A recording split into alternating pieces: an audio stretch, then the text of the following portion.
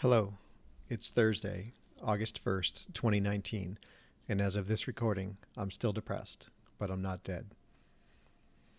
Okay, here I am. I'm back.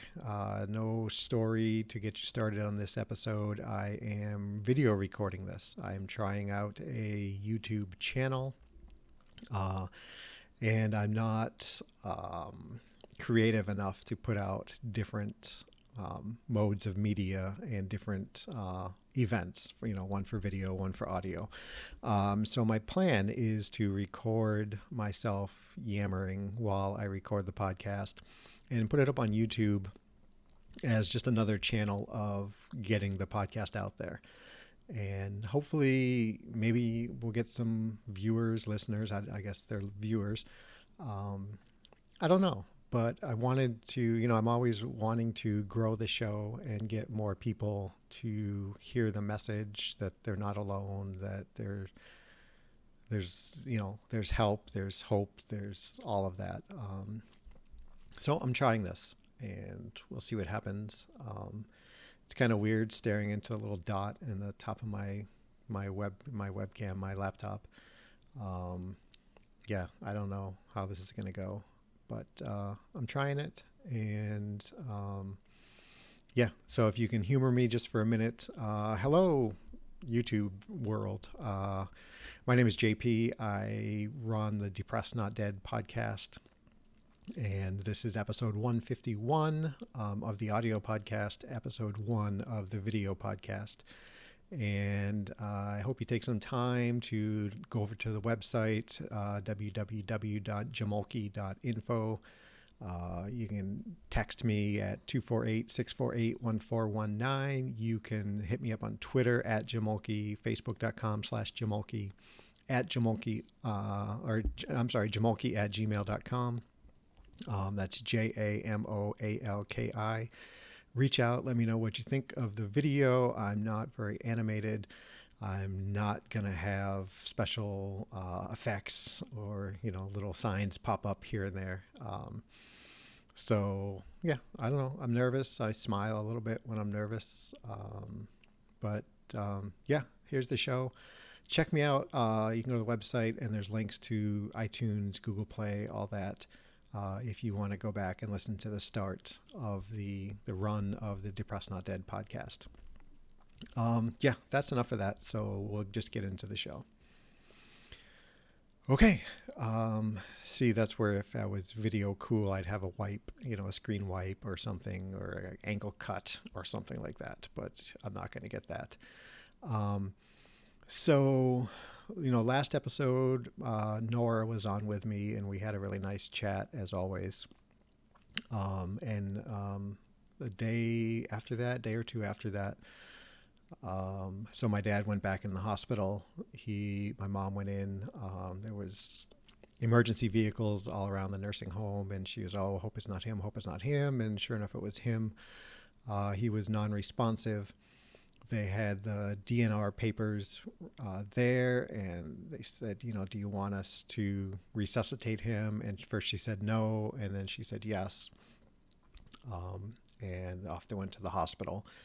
And he went through kind of I can't remember what it's called right now, but it's a real thing where folks who are mentally diminished, as they're nearing death, they have like moments of clarity.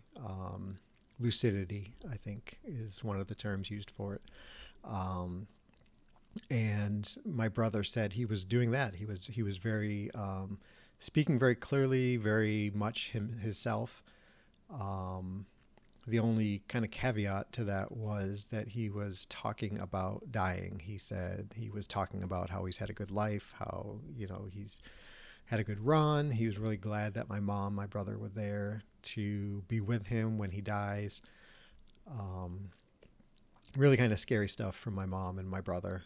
My brother called me and he was very upset, and I don't know that he was looking for advice or just wanting to share or just talk. And I wanted to have some advice. Emotionally, I was flat, like you'd expect from me. I didn't have any kind of emotional reaction to it. So, um, sorry, the screen just went dark. And so, I wanted to give him some advice, but what all I was thinking was that Dad's not wrong. He's what, 82 this year, um, and he's had a really good life.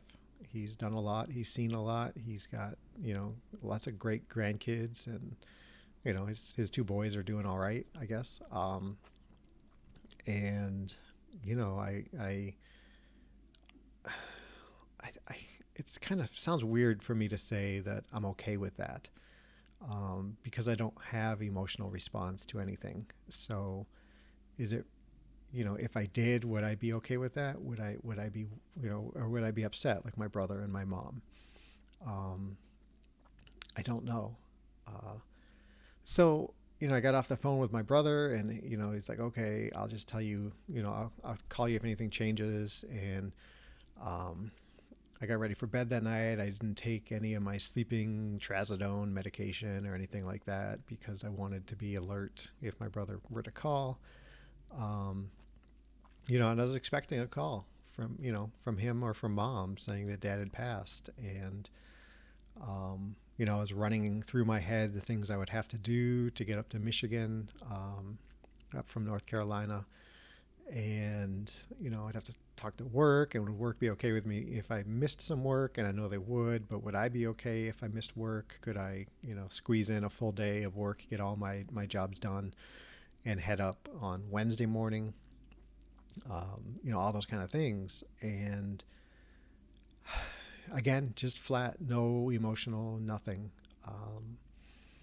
And then my brother did call about quarter to 10, and I nothing. My heart didn't leap in my chest when the phone rang and I saw it was him. Nothing like that. Just, hey, what's going on? And so they had taken Dad for a CAT scan, and when he came back, he was back to his diminished self and not fully aware of where he was, what time it was, what day it was, anything like that.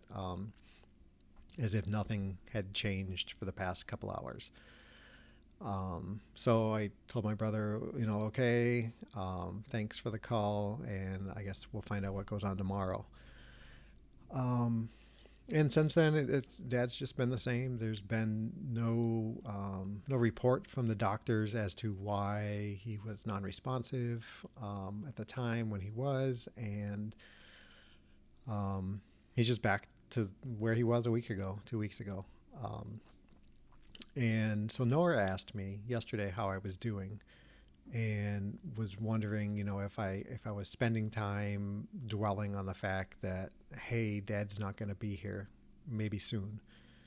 Um, and I told her I don't think like that, right? I think I've talked about on the show how I don't generally miss people. Um, I miss Nora when she's away. A big part of that is because my life just burns to the ground when she's not around to keep me honest and doing things with self care and things like that. I tend to just kind of mope around and not shower and brush my teeth and not eat well and all that kind of stuff. Um, and I miss my girls, my two youngest girls for sure, my older girls, not as much, but I do miss them. I think about them. But in general, I don't have pangs of missing, and I don't long for things. Let's say that. Um, so I don't really think that way. And after we talked, I made a point to um, think about it, to try to put myself in some kind of emotional state of, hey, Dad might not be here tomorrow. Dad might not be here in a week. Um, and try to feel that, try to experience that and see what that does to me. And it, it did nothing. I just was what I was, and I didn't. I was hoping to get somewhere like I was on the cruise, and I talked about how I was freaking out when I just pictured in my head my youngest off the boat and in the water, and scared and alone, and something. like dad's gone, mom is on her own. I'll never get to hear dad make another joke or call and hear his voice on the phone or go see him. Um, that, hey, maybe I have seen him for the last time. And, I was, is it sadistic or masochistic? Which one is it?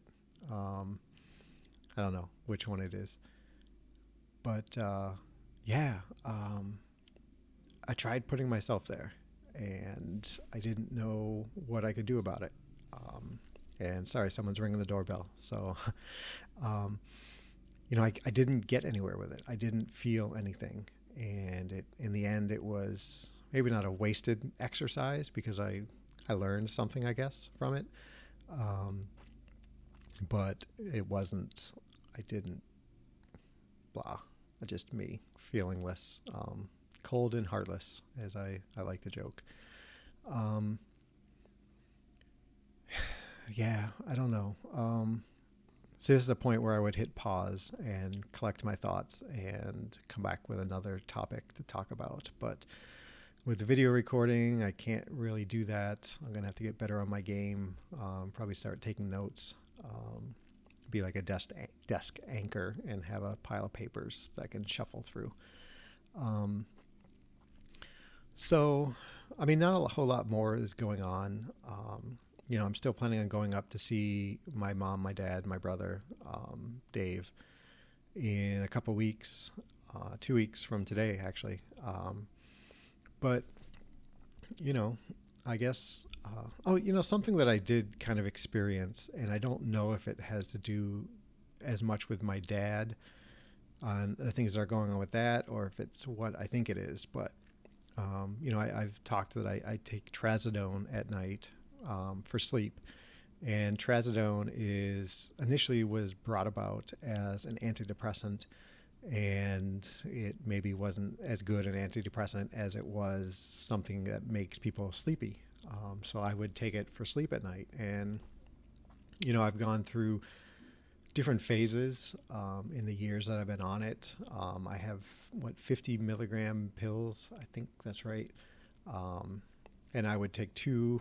My prescription is written to take half to two a night for insomnia, is how it's written. Um, and I would take two, sometimes three, just because, at the end of the day, I just want my day to be over. Um, and it worked really well. And then something changed, and like I started being really groggy in the morning. And so now I've cut back to like half a pill, so 25 milligrams. Um, a night. Um, and I still feel kind of groggy in the morning. And so I kind of wanted to get off it and see, can I sleep without it?